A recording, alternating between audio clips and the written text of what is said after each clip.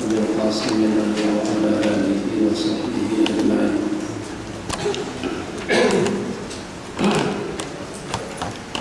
رب اشرح لي صدري ويسر لي أمري واحلل عقدة من لساني يفقهوا قولي. والله baru birrul walidain, baru birrul al-um, bab yang menyatakan tentang berbakti kepada ibu dan bapak. Bismillahirrahmanirrahim. An-Bahz bin Hakim al-Amati an-Jaddihi radhiyallahu anhu, ya Rasulullah, man abaru, siapa seseorang yang untuk aku berbakti kepadanya. Jadi kita bersabda umum untuk sumbangan baru, kemudian siapa berikutnya untuk aku berbakti kepadanya. Nanti kita bersabda umum untuk kali ketiga kultuman baru mana umum kultu mana baru untuk kali keempat wana abaka sumbang akrabakan akrab. Kali keempat baru Nabi kita menjawab, kemudian bapak kandungmu, kemudian keluarga yang dekat dan yang terdekat. Hadis riwayat Imam Abi Dawud, At-Tirmidzi, Al-Hakim, sanadnya sahih. Allah. Jadi menurut ulasan daripada ulama, kenapa sampai 3 kali Nabi kita memberikan jawaban kepada kita dengan pertanyaan yang sama, siapa orang yang paling patut untuk aku berbakti, tak ada sejak kepadanya. Nabi kita bersabda, mak kamu, kemudian siapa mak kamu, kemudian siapa mak kamu, pada kali keempat kemudian baru dengan bapak anda. Jadi yang walaupun tidak ada keterangannya daripada hadis, tapi kalau kita mengamati ada dalam 3 keadaan yang kita sebagai suami, kita sebagai bapak, kita sebagai laki-laki tidak mungkin melakukan 3 perkara, yaitu hanya sebagai khususiat hanya boleh dilaksanakan oleh seorang perempuan. Dia sebagai mak, dia sebagai istri. Yang pertama, masa mengandung. Itu suatu keadaan yang dengan kita tidak akan mungkin berkongsi atau mengambil alih dan giliran dengan istri kita untuk kita mengandung. Yang namanya mengandung itu adalah hanya semata-mata dengan perempuan. Kemudian yang kedua, masa melahirkan, yang dalam keadaan seperti apapun hebatnya tidak akan mungkin dengan kita mengambil alih tugas perempuan untuk melahirkan anak. Kita mohon, kita minta. Kalau dengan proses dengan perantaraan teknologi canggih sekalipun tidak mungkin dengan laki-laki akan melahirkan, karena kita tidak mempunyai rahim. Di samping struktur anggota tubuh kita tidak sama bentuknya dengan perempuan. Kemudian yang ketiga, yang kita tidak boleh mengambil alih daripada perempuan. Kalau untuk urusan-urusan yang lain boleh-boleh saja. Apa yang tidak boleh kita laksanakan? Maka kira-kira untuk buatkan dia makanan, untuk buatkan dia botol susu, untuk mengasuh dia, ngendong dia, ngangkat dia, belak dia, ganti lampir, itu semuanya kita boleh buat. Tapi 3 perkara tadi itu kita tidak akan mampu untuk mengambil alih daripada istri atau juga daripada perempuan. Yang pertama hamil, yang kedua melahirkan, dan yang ketiga penyusuan. Laki-laki tak ada air susu, dan anak pun tak akan lalu susu kalau dengan kita. Tengok susu kita berbulu tak lalu dia ada. Bukan tak ada aja. Kalau seandainya anda pun kalau kita nak bagi dia susu, beli dia beli. Nah, seperti itu. Kalau ya kadang-kadang kita laki-laki bahasa sana isang-isang, mungkin dah seperti saja aja. Nah, jadi kadang-kadang anak menangis, mak dia lagi sibuk. Jadi kadang-kadang dengan kita suruh dia menyusu dengan kita, ayo, kita buka baju kita suruh dia menyusu, setelah kita tarik, giling kepalan. Maka dia nampak kebingungan, nampak pelik dan aneh. Bentuknya beda dan juga dengan keadaannya pun juga atau betulnya sama sekali tidak menggunakan keinginan.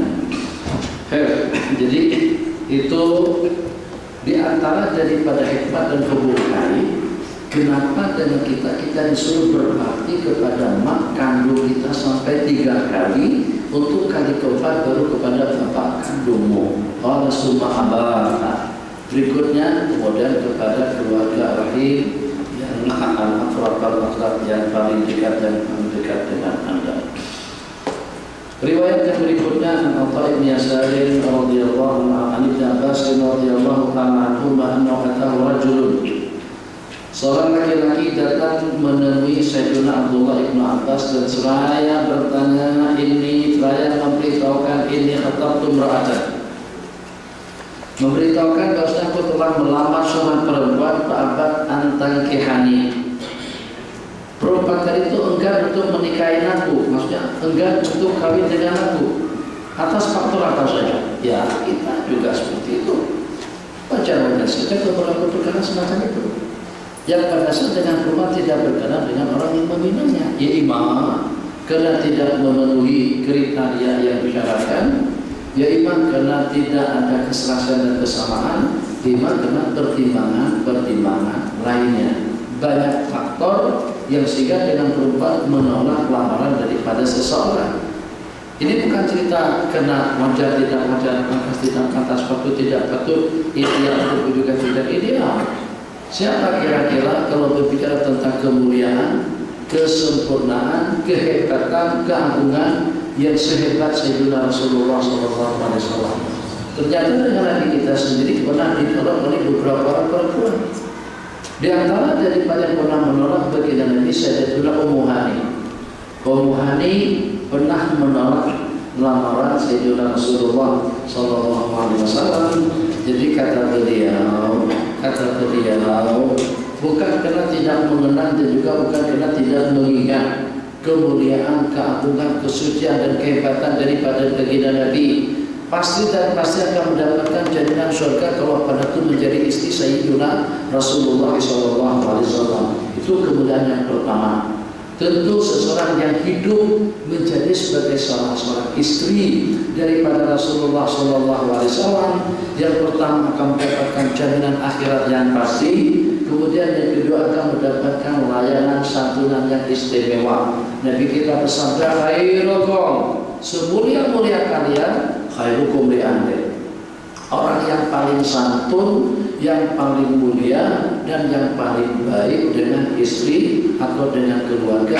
Wa ana khairukum li ahli, dan aku adalah orang yang paling santun dan juga yang paling mulia dan yang paling baik dengan ahli dan keluargaku. Itu yang pertama.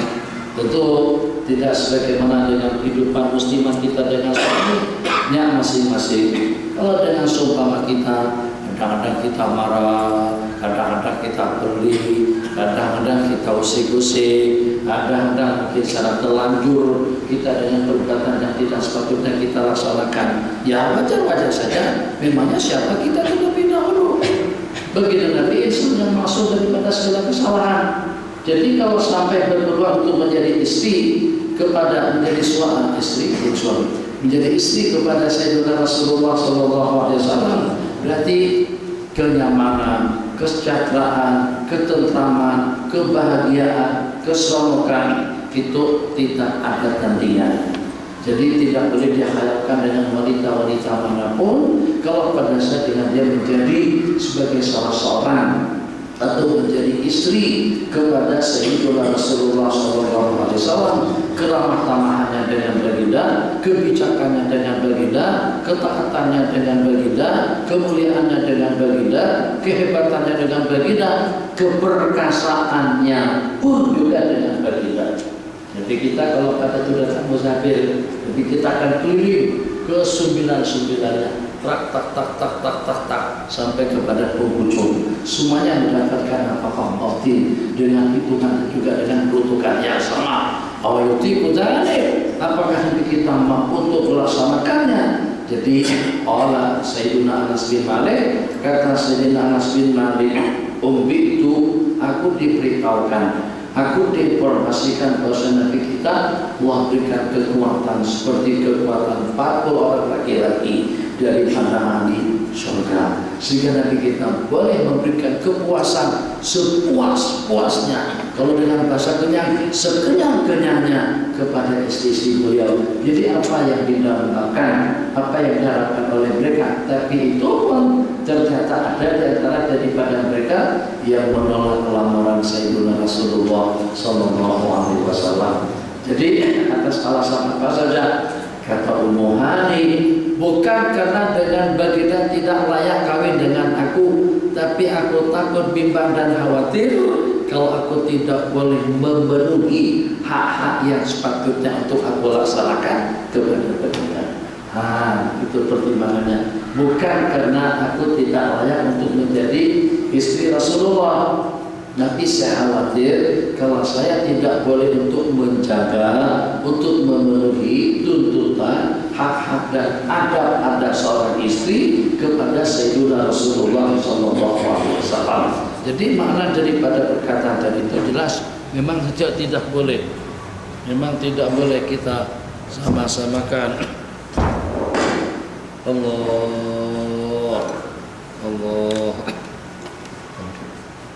Allah. Jadi memang dengan kita tidak boleh menyamakan antara kedudukan dengan kedudukan. Kita nanti alhamdulillah tidak boleh dengan kita menyamakan antara pangkat dengan pangkat. Jadi misalkan saja kalau pada itu dengan seseorang menjadi istri kepada Tuan Sultan, tentu tidak sama halnya pada itu menjadi istri dengan orang biasa-biasa saja.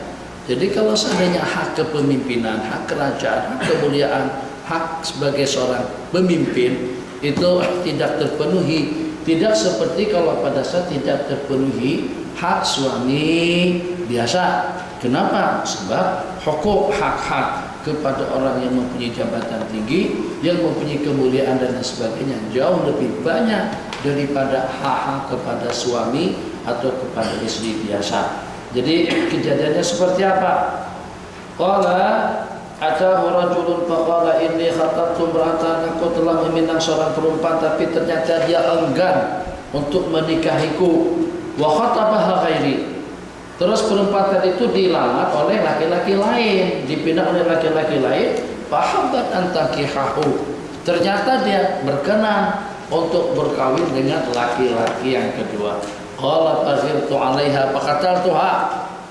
Maka pada saat dia terima lamaran daripada laki-laki yang lain, aku cemburu, akhirnya aku bunuh dia. Terus sangat ini orang. Itu betul-betul cemburu yang membabi buta. Kalau sampai orang dibunuh gara-gara kena kalah saingan, ya banyak asbab kulli hal.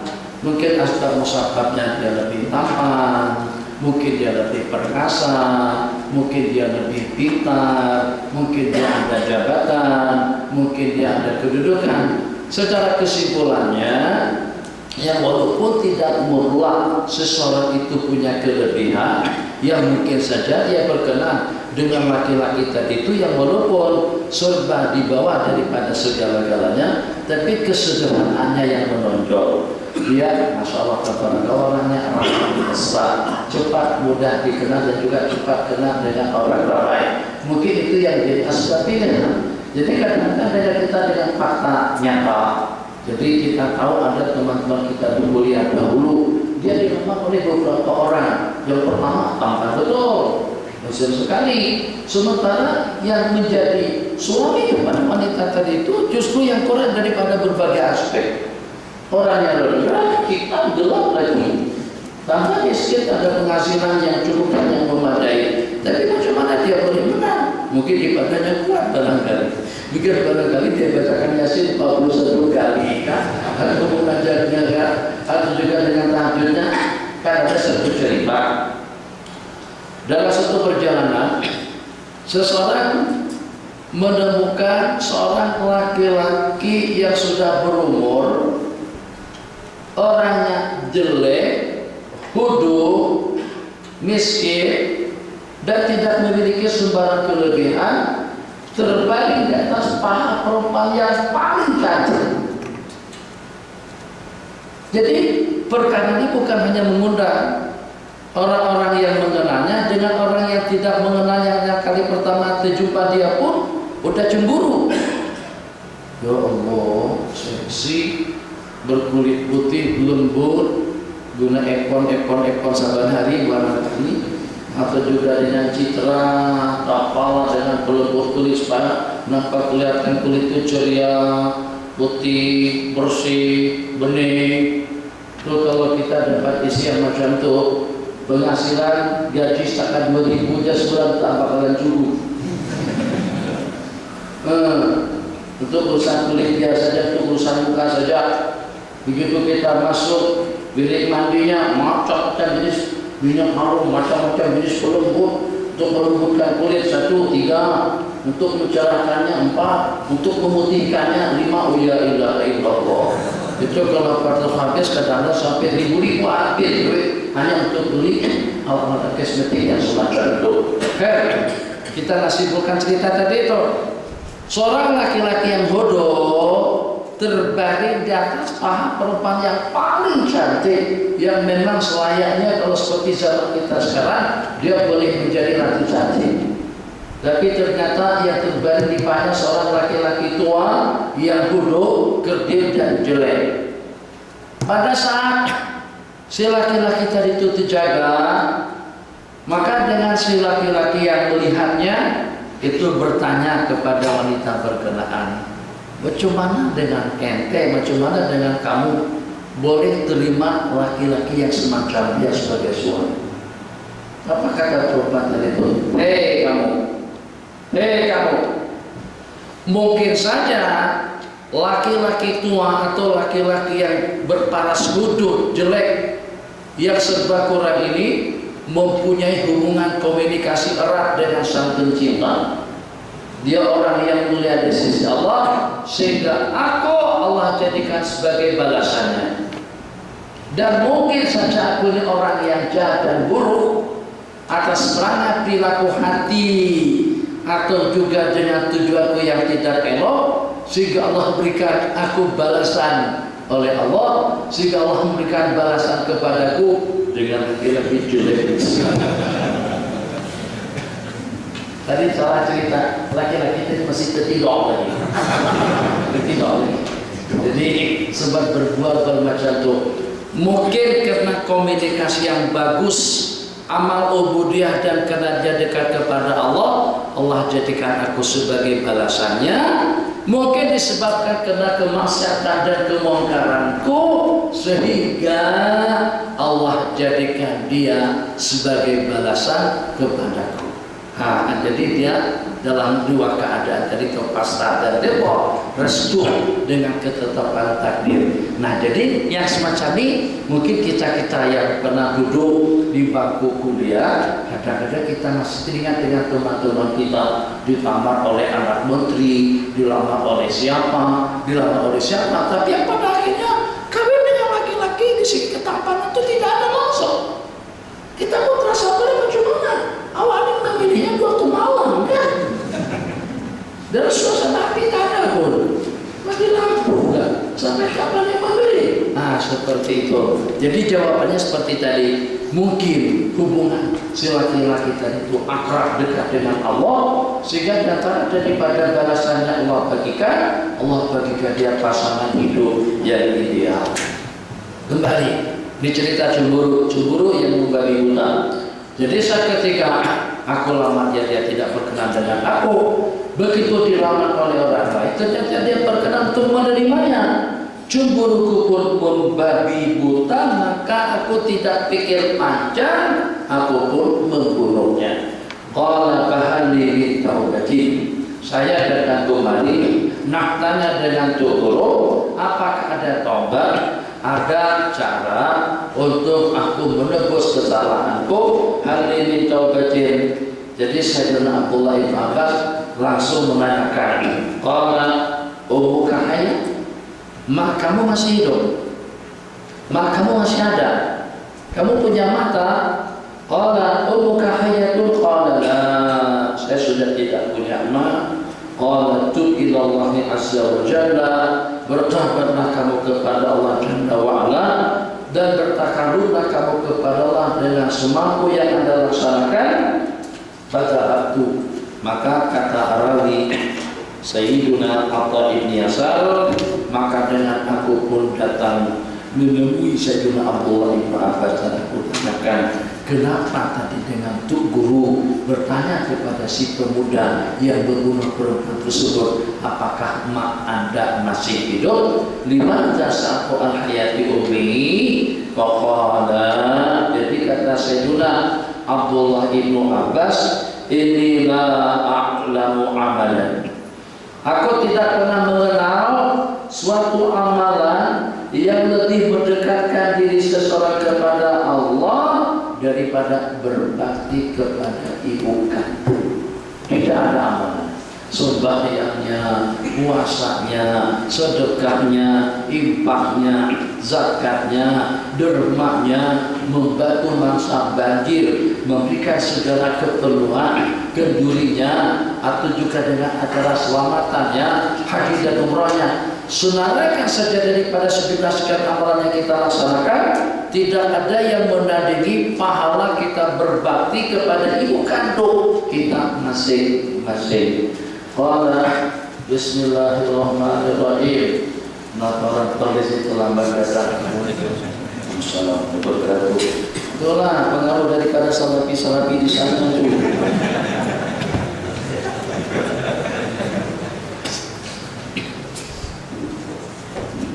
Sebab tadi tajuk kami lepas maghrib, kadang-kadang ketidakmampuan kita ke sesuatu itu bukan karena kesalahan kita, tapi justru karena hambatan-hambatan daripada lingkungan dan juga daripada orang lain. Kalau tak jelas permasalahannya, kita buat suatu perumpamaan. Gara-gara 1, 2, 3 penumpang terlambat datang, akhirnya puasa kita ditangguhkan keberangkatan. Apakah kira-kira penumpangnya hal itu ada kesalahan? Tidak ada kesalahan. Cikinawa, B kita alhamdulillah oke, set kita sudah duduk, bagasi kita, dinding tentengan sudah kita letakkan pada tempatnya, tali kereta sudah kita pasang, meja sudah kembali pada tempat asalnya, handphone sebelum masuk lagi sudah kita matikan. Tapi kenapa pesawat itu tadi terbangkan?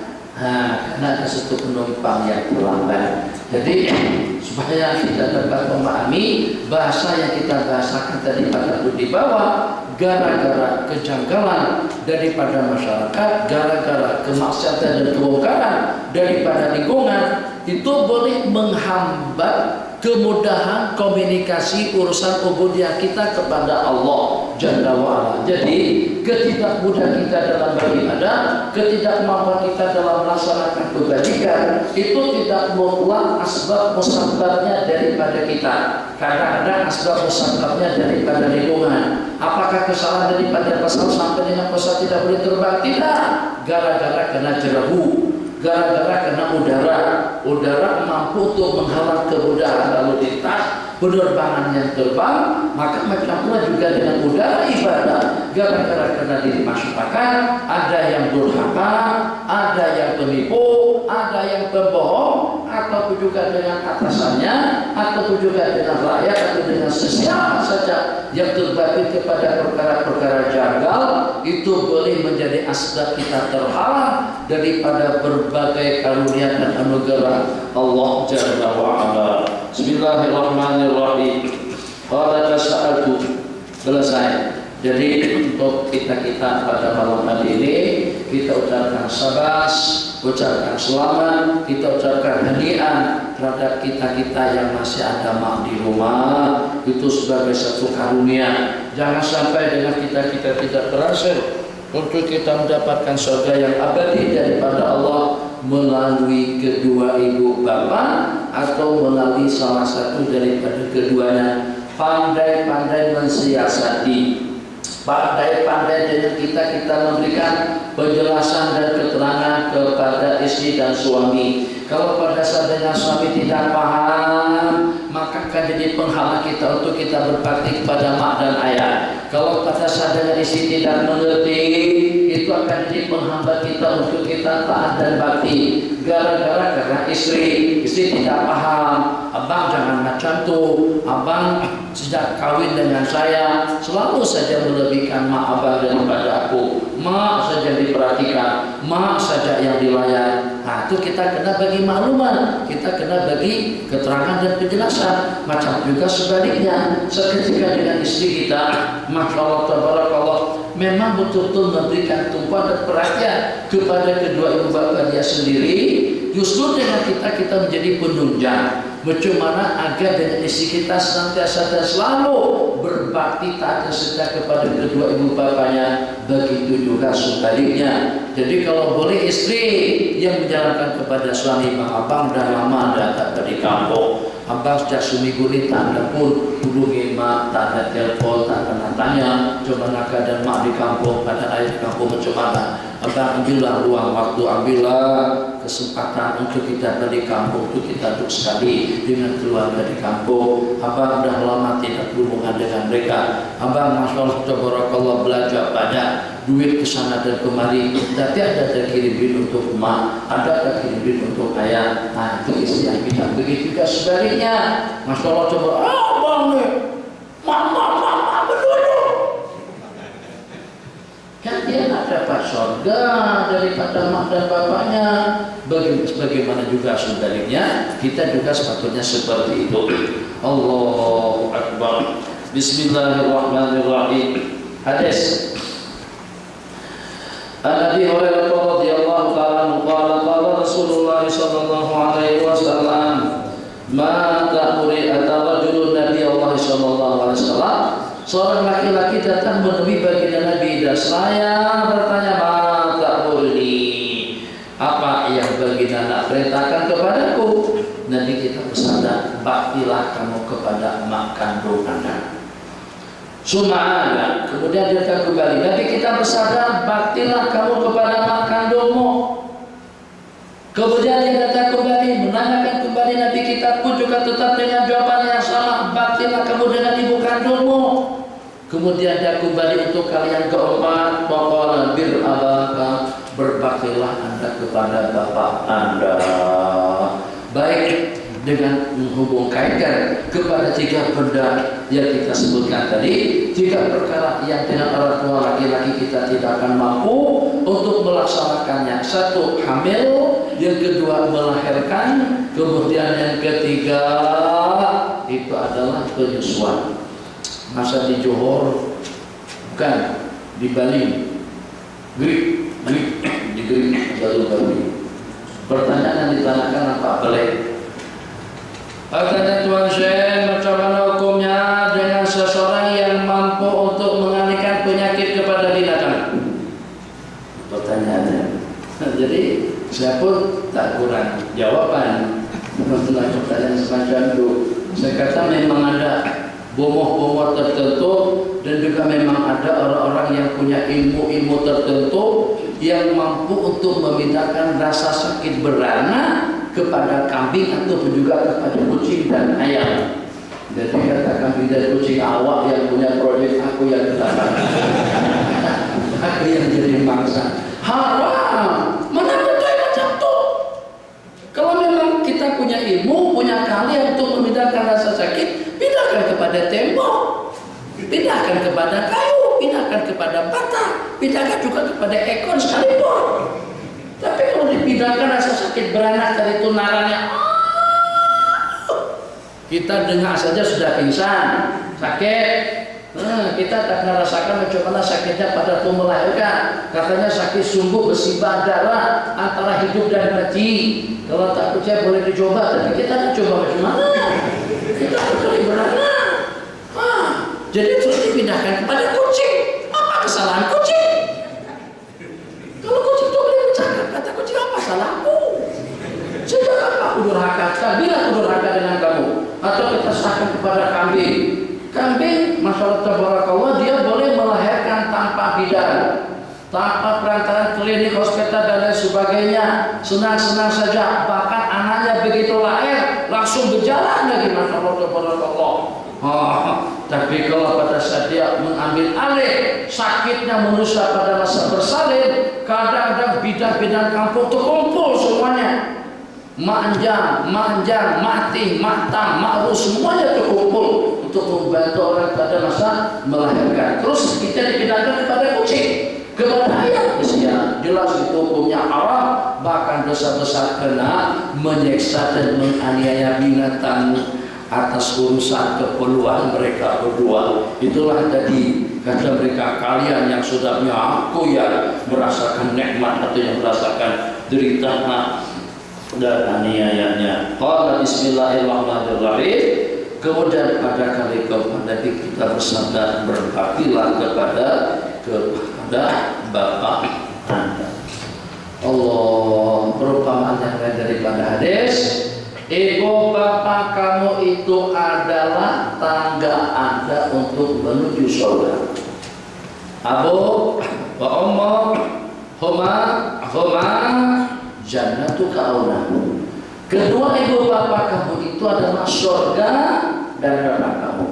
Macam itu juga perumpamannya untuk muslimat. Nabi kita bersabda dalam sebuah hadis kepada wanita yang mengeluh dan yang mengadu tentang keadaan suami, mungkin suaminya garang, mungkin suaminya cepat naik angin, mungkin suaminya serang sejuk dalam perilaku dan juga dalam keadaan sehari-hari, mungkin juga ada berdaya dengan perempuan dengan isi tidak berkenan. Apa saja kekurangan-kekurangan yang ada, tapi yang sangat pasti sebagaimana dengan suami kita ada kekurangannya, kelebihannya juga pasti ada. Begitu juga sebaliknya dengan istri. Jadi si wanita tadi itu mengadukan kepada baginda Nabi tentang keadaan suaminya. Nabi kita tak komen panjang, Nabi kita tak bagi ceramah, Nabi kita tak bagi kuliah. Nabi kita bersabda, wah suamimu itu surga dan neraka. Nak kamu abadikan untuk kamu mendapatkan jaminan surga nanti di sisi Allah, bakti taknya sejak kepada suamimu, atau juga sebaliknya waliyadzubillah akan menjadi asbab wanita terjerumus ke dalam lembah api neraka. Hubungan wanita dengan suaminya itu lebih daripada hubungannya kepada kedua ibu bapak dia sendiri. Perbedaan antara laki-laki dengan perempuan, surganya laki-laki itu dengan mak dan ayah, surganya perempuan itu justru dengan suami dia sendiri. Selepas dia berkawin, tanggungan itu akan teralih daripada ibu dan bapak kepada suaminya. Makanya sebagaimana Nabi kita katakan tadi itu, suamimu itu adalah surga dan nerakamu. Kemudian yang kedua, kita dengan laki-laki, bikin teori dulu lah, teori. Prakteknya itu cerita lain. Bukan kita tak praktekkan, tapi kita masing-masing berupaya. Yang penting kita tahu dulu ada ilmunya, dan mudah-mudahan dari masa ke masa yang dengan kita boleh merubah perangai dan pergaulan kita dengan istri dengan suaminya masing-masing. Pada suatu ketika datang seorang perempuan, datang seorang laki-laki mengadukan tentang keadaan istrinya di rumah kepada Sayyidina Umar bin Khattab radhiyallahu anhu. Begini tentang istri saya, begini. Tapi belum kesampaian lagi, belum tuntas dan total itu diinformasikan, bahkan setengah riwayat belum sempat ngobrol lagi, belum sempat bercakap lagi, nak mengadukan tentang keadaan istri di rumah kepada Sayyidina Umar bin Khattab radhiyallahu ta'ala yang dengan laki-laki tadi itu patah balik ke rumahnya. Jadi terasa pelik juga kan, tadi tujuannya nak beritahu Sayyidina Umar tentang keadaan istri yang cepat naik angin, kadang-kadang marah-marah ke suami. Kalau pada tuh marahnya ya Allah, kalau bahasa di sana marahnya setengah mati. Kalau di sini marah gila. Disumpahi suami, dicerca dan dicaci maki dan diolok-olok. La ilaha illallah. Apa nih tak ada cepat kerja? Apa nih mau pikir? Kita sudah berpikir, pikir apa? Apa kena pahala? Apa kena benci? Apa kecil dan mengaji dan tak sampai aku dikatakan tak belajar. Membara di dalam dada di sini. Maka laki-laki tadi itu karena sudah habis tahan, habis sabar, sudah tidak mampu menahan keadaan perangai perilaku yang semacam itu, maka pergi menemui Sayyidina Umar Ibnu Khattab radhiyallahu taala anhu. Begitu dekat-dekat sampai ke rumah Sayyidina Umar, ternyata kedengaran daripada luar rumah. Laki-laki tadi itu tak sempat masuk, tak sempat minta izin, dapat balik. Kenapa? Karena mendengar daripada luar rumah istri Sayyidina Umar juga mengamuk-ngamuk, menjerit-jerit. Jadi pada masa beliau dipanggil, Sayyidina Umar tak boleh, orang tak boleh sembarang memperlakukan pada beliau. Tak boleh. Kalau nak jumpa di rumah, kalau nak ketemu. Jangan cara kucing-kucingan seperti itu. Waktu Sayyidina Umar lebih berharga daripada emas. Tadi catnya dijumpa aku tadi kenapa jadi? Kenapa balik? Panggil. Datang pada Sayyidina Umar. Kenapa awak pada balik? Jadi kita laki-laki kita itu ya Amirul Mukminin, sebenarnya juga saya datang, saya nak mengungsikan tentang keadaan rumah tanggaku dan minta pandangan, minta cadangan, minta nasihat tentang istriku yang keterlaluan. Tapi seketika aku mendengar istri Tuan Khalifah pun macam istriku juga. Dalam hatiku untuk apa? Aku minta solusi, minta pandangan. Kita punya problem yang sama. Istri kita sama-sama berani dengan kita. Memang itu hakikat. Yang walaupun dia jenderal, yang walaupun dia presiden, yang walaupun dia tegas, tapi dia tidak boleh macam itu dengan istrinya. Jenderal itu di luar saja, di rumah jadi kopral. Betul. Kalah dengan istri. Ya, jadi akhirnya setelah dia mengadukan yang semacam itu, apa kata Sayyidina Umar? Bagaimana mereka itu teman hidup kita. Dia adalah laluan nafsu dan naluri kita. Mereka lah yang membelah, yang memeliharakan anak cucu kita, yang menyediakan dan yang mendidikan pakaian kita, yang mengemaskan dan yang melakukan rumah tangga kita. Itu semuanya mereka yang atur urusan makanan, minuman, pakaian, keperluan keluarga, anak cucu. Itu semuanya mereka yang ambil alih. Wajar-wajar saja kan, memasak bukan senang. Kita pernah juga memasak tapi ternyata tidak ada yang memakan. Beda. Baru disuruh bikin jus apa? Tadi buat jus Pak. Ada akan sebuah usia apa tadi buat jus. Begitu dibuat pahit rasanya. Ya Allah, ya Allah, kenapa pahit macam ni? Kenapa pahit Pak? Ya Allah, Alhamdulillah. Habis kulitnya dimasukkan semuanya. Kulitnya dibuang Pak. Biar kena buang dulu. Udah di blender semuanya macam tu. Tuh dia. Coba kalau kita mengambil alih tugas seorang perempuan di rumah, kalau boleh kawal emosi hebat betul. Boleh kita coba nyidainya kita, nyucinya kita, basuhnya kita, ayamnya kita, kemudian mengemaskannya kita, anak berak lagi, ganti lampinya, yang itu menjerit, yang itu menangis, bapaknya menyibukkan lagi katakan. Ayo, macam mana boleh taat? Coba saja suruh Tuhan Haji itu kerja sehari saja dengan anak-anak. Tak apalah kalau anak setakat 1, 2, tapi kalau anak sudah ada 5, 6, 7, 8 yang sanksinya yang nakalnya, yang rasanya semacam kita, pada waktu kita kanak-kanak, ya Allah Alhamdulillah, akan berubah sebelum waktunya, akan stroke sebelum sakit. Kenapa? Itu tadi banyak kerja-kerja yang dikerjakan oleh istri kita. Hatta kalau pada waktu kita sakit pun kita masih dilayani dengan penuh rasa kasih sayang. Kalau nak tahu kita mendondoi anak itu pun kita tak boleh menahan emosi.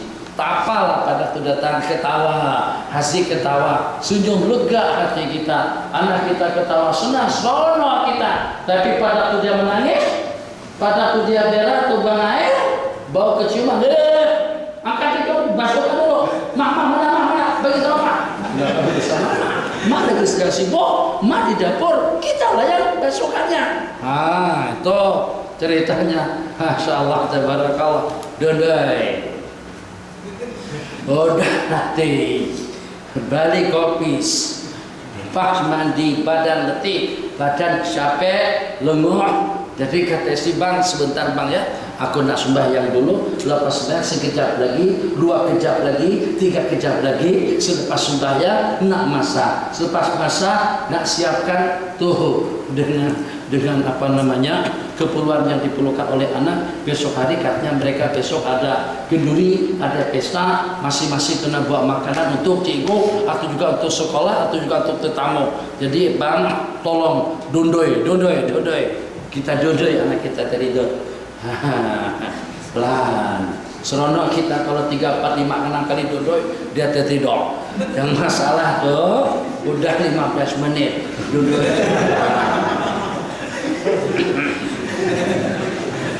Saya tak cerita tentang itu, saya cerita tentang diri saya sendiri. Sebab saya punya adik-adik kecil. Adik saya ada 4 di bawah saya. Anak-anak banyak. Sandudoi. Sana bukan macam ini. Bayang. Kadang-kadang dia sepanjang badan dia kita tepuk-tepuk punggung dia pada masa dinyanyikan, dikasihdahkan, zikirkan. Zikir semuanya sudah habis. Belum tidur lagi. Ayo. Zikirnya dah habis dah. Dinyanyikan pun juga sudah letih. Tasbih, tahmid, takbir pun juga sudah. Jadi biasanya kalau kita duduk macam ini berbuka lambat tidur, maka kita apa? Kita rapatkan macam itu. Kita tengok masih culik masalah. Wah, ini cari masalah. Cari pasal. Betul. Dondoi lagi. Apalah sabarlah. Habis macam mana? Ini kena giliran kita. Selagi sebelum masa kita juga yang punya keperluan. Dondoi lagi. Buka, tergelak ketawa aja.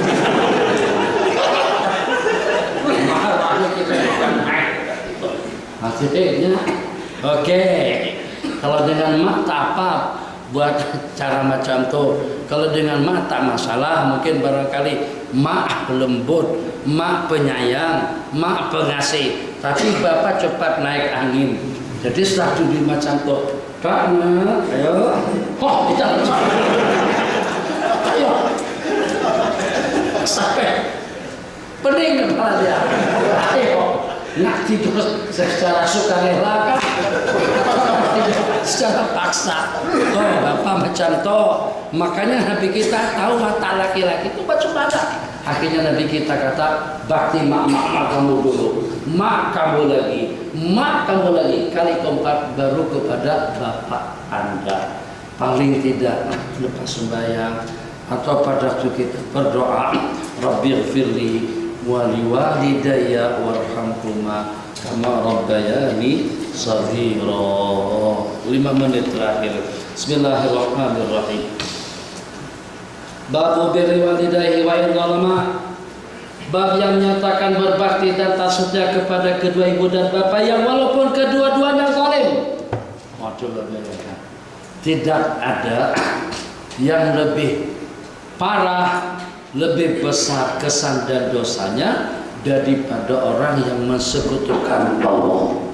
Tidak ada kesalahannya seperti apapun besarnya. Senarekan saja yang membunuh, yang berzina, yang merogol, yang memperkosa, yang menipu, yang menindas, yang zalim, yang mencuri. Sebutkan saja semua bentuk kemaksiatan dan kemungkaran. Tidak ada satu kemaksiatan yang paling besar dosanya daripada orang yang kafir atau dengan seseorang yang mensekutukan Allah Subhanahu wa taala. Tapi dalam waktu yang sama, kalau kedua-duanya kafir sekalipun, tetap juga dengan anak diperintahkan untuk taat dan setia kepada mereka. wa in jahadaka 'ala an tusyrika bima laysa laka bihi 'ilmun fala tuti'huma wa sahibhuma fid dunya ma'rufa. Kalau kedua ibu bapak seseorang memaksakan kepada anaknya agar syirik, agar menjadi murtad, tinggalkan Islam, tinggalkan agama, kamu anak tidak boleh taat dan setia kepada kedua ibu bapaknya, tapi tetap diperintahkan untuk menggauli mereka dengan elok dan baik. Itu kepada kedua ibu bapak yang kafir pun tetap diperintahkan untuk berbuat baik kepada mereka berdua. Ini memberikan jawaban dan pencerahan kepada oleh sebagian.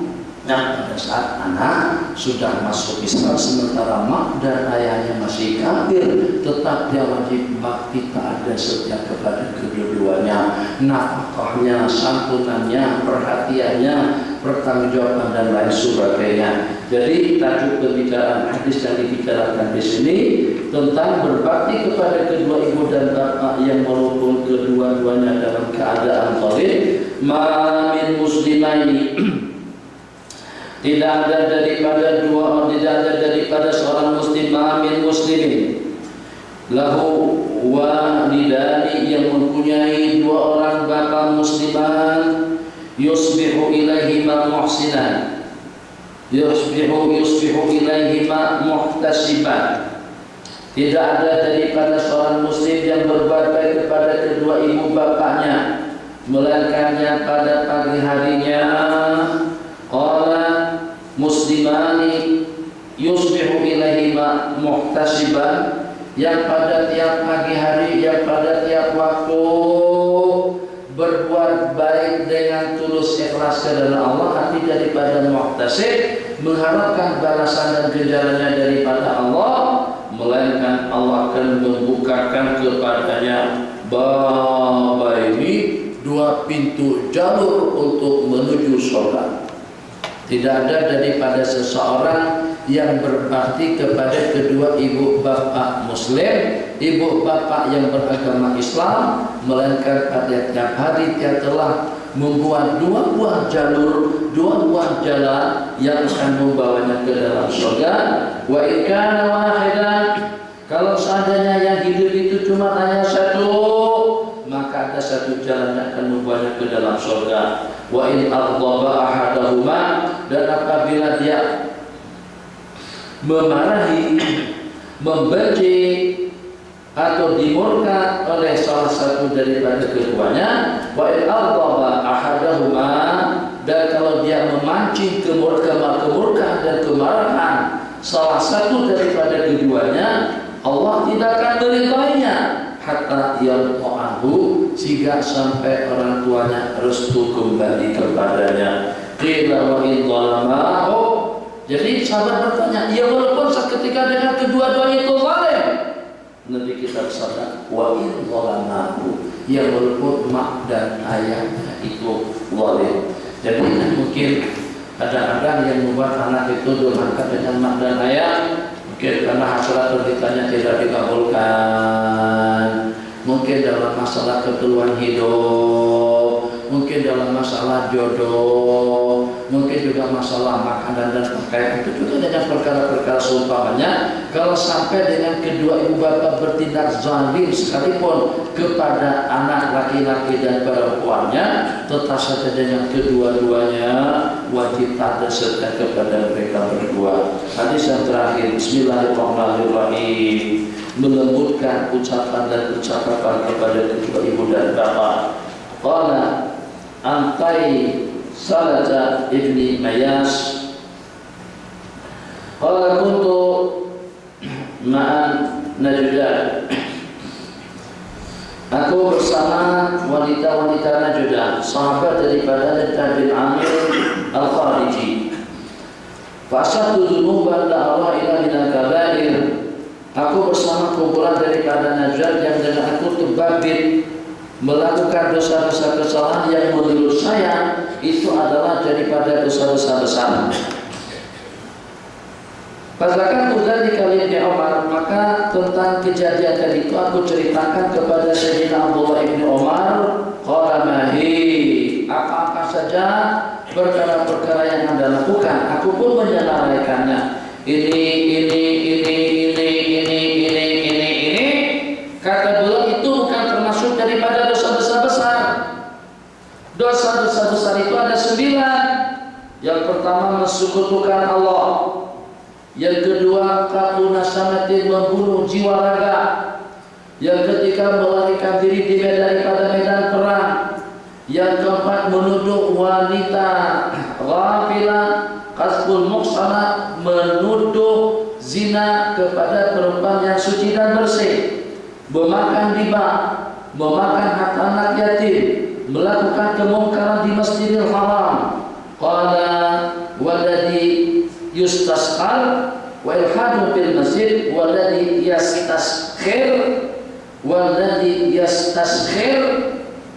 dan juga dengan seseorang yang senantiasa memperolok, wa bukaul walidaini minal uquq, dan menangiskan, membuat suatu perbuatan yang menyebabkan kedua ibu bapa kita jadi kesal, membuat ibu bapa kita jadi menangis, itu termasuk daripada pokok, termasuk daripada durhaka yang diharamkan. Kalau dengan kita boleh sekali dua, membantah sampai menangis, kesal kadang-kadang dengan perangai kita, kesal kadang-kadang dengan perilaku kita, sampai kadang-kadang menangis. Tadi mak dan ayah secara khusus, ayah jarang-jarang mau menangis di depan anak, nangisnya nanti pada waktu ayah bapak anak pergi.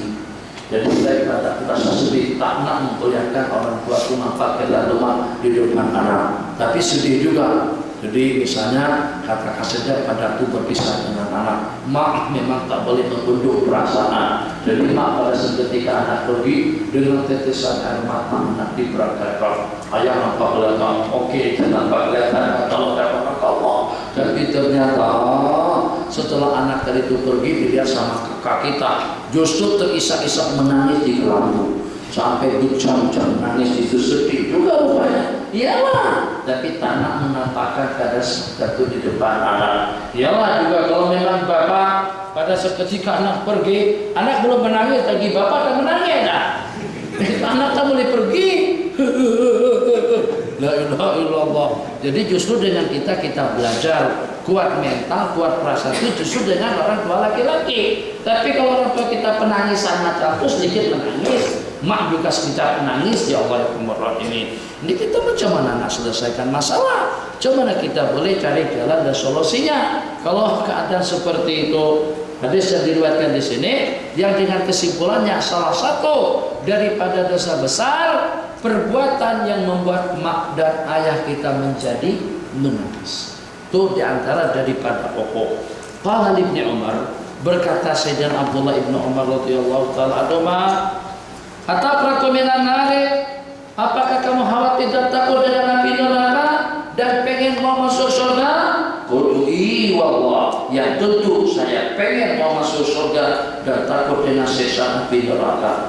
Qala ahdi walidaka, kalau itu yang Anda dambakan dan yang Anda inginkan, pengen selamat daripada api neraka dan masuk ke dalam surga, cintai kedua ibu bapakmu. Kultu, yang ada dengan saya hanya setakat makan buku saja.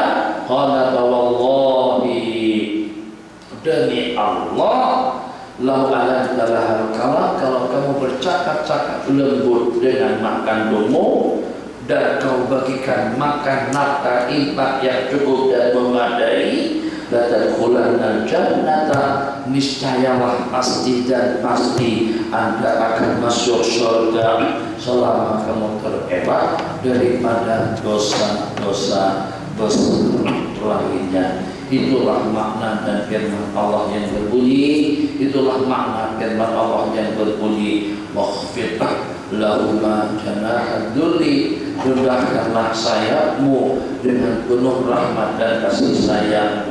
Ai la tantani min syai'in ahbahu, jangan sekali-kali dengan kita enggan atau menolak daripada segala sesuatu yang diinginkan oleh kedua ibu bapa Anda. Makna daripada waqfid janahaka minadz dzulli, waqfid lahuma janahadz dzulli minar rahmah, makna daripada merendahkan sayap, turunkan kehendak daripada mereka berdua. Assalamualaikum. Sanusi, ini lama deh, ini mana kangen kamu, balik. Ayo cepat balik kampung. Dengar, cepat balik kampung.